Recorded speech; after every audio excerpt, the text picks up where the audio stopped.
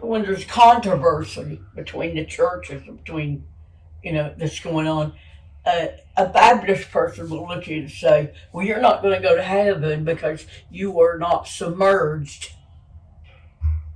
When they said name of the Father, Son, and then the liquor church baptized us as a baby. And, I understand that. You mean christening? Yeah. Yeah. I think it's a beautiful thing, What do you think about that? Well,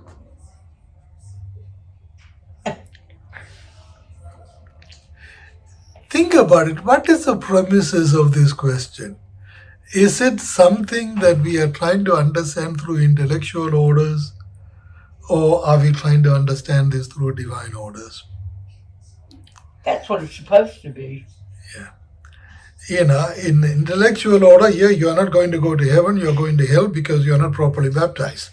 And that rigidity, and do you really think God is not that merciful? I know it. You know what I mean? The compassion, love, and mercy of God. Do these people who are making that kind of a statement have any idea what it means? I don't think so. I went to a Christmas program and they brought up that very thing. Yeah. And they offended the people that were in there listening to the story of Jesus. And they brought up baptism and told everybody in there that you're not going to go to heaven unless you... Look, I am very sorry to say this, but our church thrives on making people thoughtless. They only want you to be believers, and by virtue of being a believer, you're also being thoughtless. See, when you are thoughtful, you always inquire. Look at the Bible.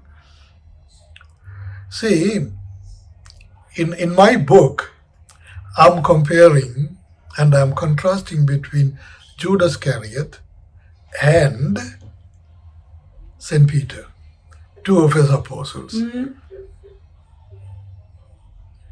See, St. Peter, he was not a very intellectual man, but he is someone who is always curious, and he is always ready to put in action what he learned, what he realized. Mm-hmm. He's a very action-oriented person, always curious, not a big-time intellect. See? Whereas you take a look at Judas Iscariot, he's a very thoughtful man, very strategic, very organized. He was handling the finances of the ministry of our Lord. So here is another accountant. Then how can he do that to Jesus? You see, I thought about a lot, I contemplated on this a lot. Why did Jesus choose these two people? Yeah. And why did he hand over the keys to St. Peter and not to someone like Judas? You see, and if you really think about it, it is not only Judas. There are other people who are very highly intellectual also. Matthew was one of them. St. John was another one. They're very, very sophisticated men. Yet Peter gets the key. You see, Peter gets the experience of walking on the water. You see? That would, that'd be a strong push. Yeah. Peter gets a lot of things. He wanted to imitate Jesus so badly, whether he understood Jesus or not, that was not relevant to him. He wanted to imitate Jesus. See what I mean? He was so childlike. See, that moved Jesus. Mm-hmm. See, these intellectuals did not move Jesus. What moved Jesus was that childlike frame of mind of Peter.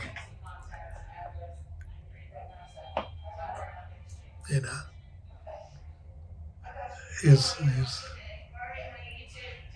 if you contemplate on the three questions Jesus asked Peter, Peter, do you love me? Peter, do you love me? Peter, do you love me? You see, and here is a man, who so badly wanted to imitate Jesus. So badly wanted to imitate him. Even the concern or the consideration about falling in love with Jesus was not really as relevant to him. Or whether to experience the love of Jesus, in fullness, that was not even relevant to St. Peter. Whereas St. John, he was, very aware of that love, and he just writes again and again, the apostle Jesus loved the most, because he experienced the love of Jesus. Mm-hmm. Then why didn't we give him the key? He didn't. Well, You see, why? because John did not have the mind of a child, the mind of a mystique, the mind and the willingness and the eagerness to put things in action, and imitating Jesus all the way through. No, he's not. He did not come across as somebody who is intellectual. See, when Jesus asked him, Peter, do you love me? I know, I just read that the other night. See, the mystery is not whether Peter loving him. Peter, do you realize how much I love you? That's really what the mystery is. And he had to ask him 3 times. Do you realize how much I love you? That's really what it is. Mm-hmm. Jesus was imparting his grace of love to Peter, and he is empowering him to love his people. See, that's really what happened in those 3 occasions. See, Jesus was anointing him and imparting him his very own love and empowering him to love everybody the way he loved them. That's really what was going on. See, this is why I'm telling you, spirituality is not for the intelligent. Your intelligence is not as relevant. If you have the mind of Peter, you will. You see, Mary Magdalene, she never came across to me as an intellect. But Martha did. The way she was organized, the way she was hosting, and the way she was preparing lunch or dinner for everybody. All of those things that she was managing and controlling, yep, she looked different to me. But here Mary just went, sat at the feet of Jesus, and he was paying so much attention, just gazing into his eyes.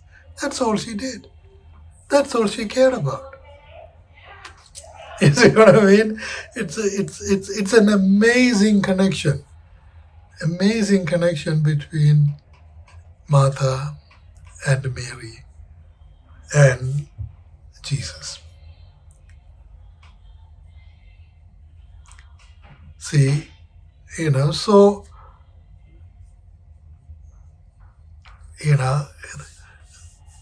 something that is very simple. Don't think that spirituality is something in our control. Spirituality actually is a grace.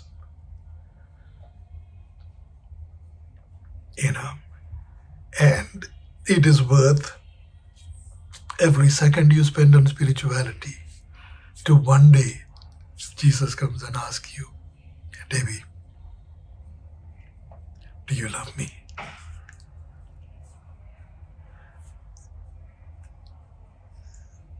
Jeannie, do you love me?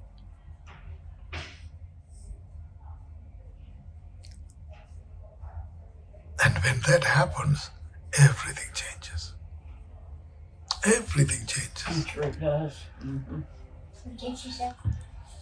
Everything changes here. Actually, it does. It does. Yeah. Okay. Yeah. Everything changes.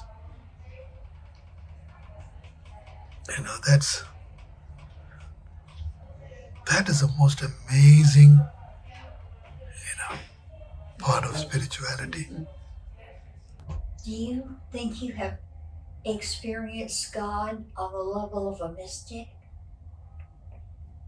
Yeah, and I was going to finish that. So, all my problems when I do devotionals, it's like somebody just came like a computer and cut that portion out, and I'm so happy and relieved after I do my devotionals because I sing and do my devotionals, do prayers with it and everything, and we both said, that we experienced something really. I mean, it's awesome, and you just feel so good inside. Devotionals are contemplative prayers. It's kind of interesting that you asked me this question. Because going back to prayer, devotionals, reading the Bibles and sitting down and praying, vocal prayers, thoughtful prayers, all of these are intellectual exercises where your intellect is very much involved, and these are called contemplative prayers. Okay? Now, contemplative prayers are very, very relevant because what it does is it increases the knowledge and the awareness you have about God. Grow, in exponential ways.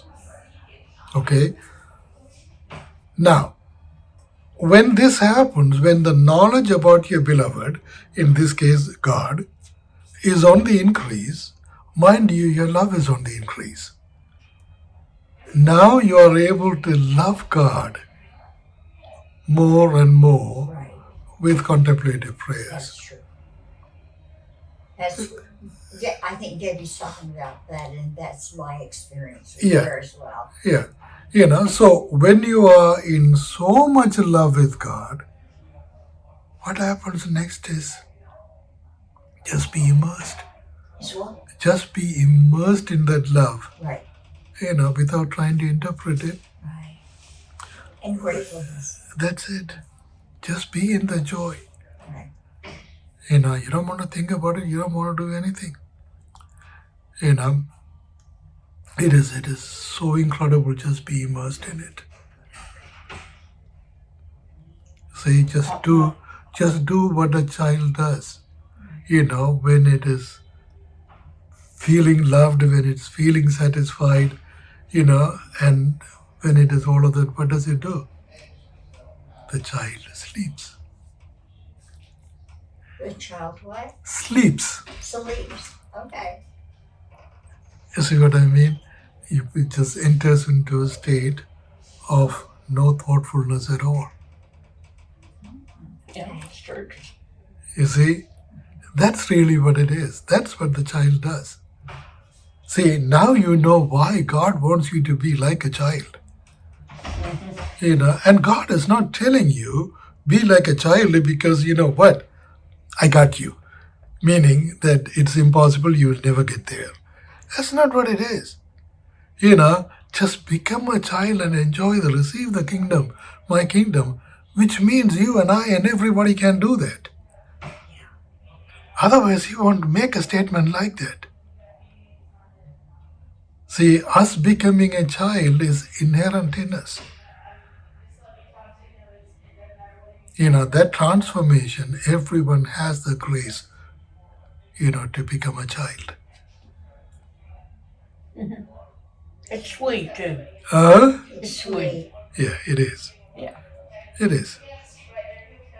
Everybody has the grace to become a child. And you told me stuff on the phone and talked to me. You've been there. Absolutely. I mean, you're just so full of joy when you're telling me. It's like Right. you're like another person. Right. Yeah. When I sing, I feel like a child. Yeah. Because all the songs are to God. Yeah. I feel like I'm just a child when I'm singing. Yeah. Yeah. Or when I do a devotion. I mean, that's not the only way to experience God, that I experience God. Yeah. But it's very pure. Yeah.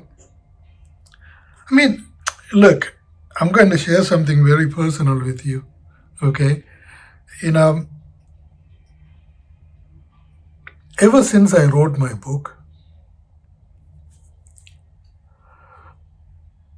there was something awakened in me that I came to recognize that I am a very intellectual being, and I came into the awareness that I'm blessed with so much wisdom. Excuse me. I don't mean to interrupt your thought, but I felt it. Just your voice. Uh-huh. You have that. Now, my father had it when he quoted Bible verses. It was like a different man. Yeah. Just like when you speak, I don't know. You just feel it. You just feel it. That Yeah. Is that what your grandfather was like? My grandfather was like that? No. Yeah, okay.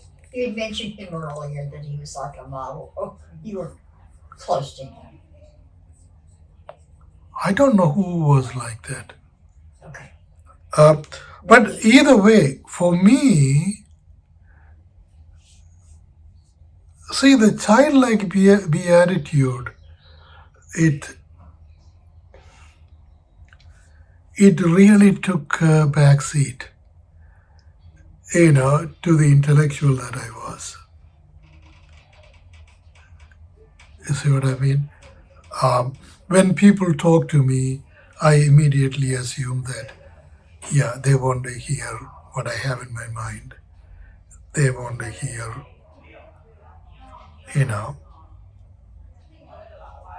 something along that line in an intellectual order.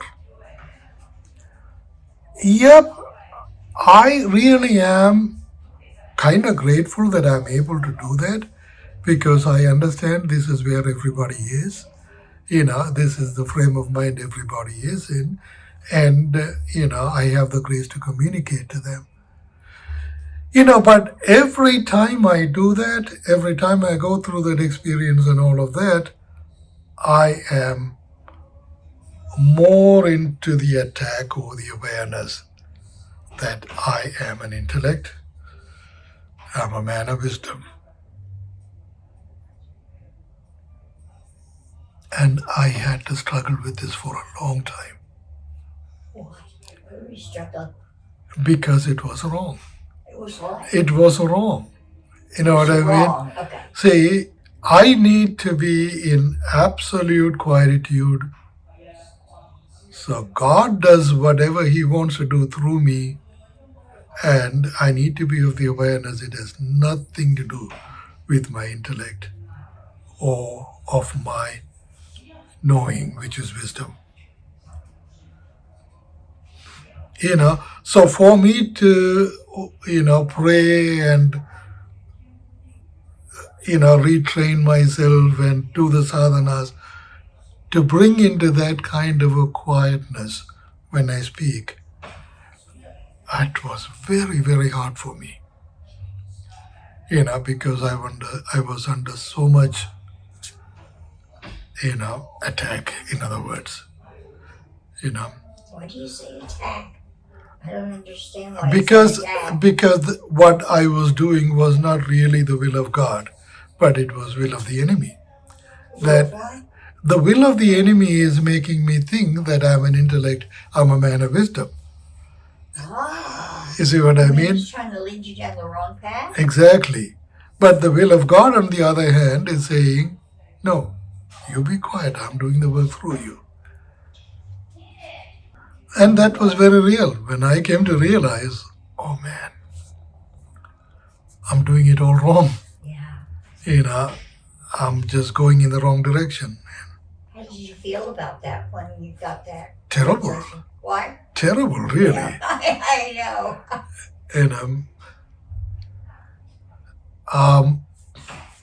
But at least God was merciful to give me that awareness. And He was very patient with me Very. all along. So how do you feel about the book now? About my book, the book is book. I mean, it's. I mean, do you see it now more as an intellectual exercise? Look, if you want to take the book as an intellectual exercise, yes, it is. Okay. But if you can also look at it as the spiritual depth of it, Yeah. then it's a See what I completely mean? different job, Okay. different book. Yeah. Can't cut the button off. There's something wrong with it. I understand that since I've read it. Yeah. But it is an intellectual book for somebody who is reading it. But when you just said, wait a minute, this is not exactly intellectual, I want to read this again, then it's a different book.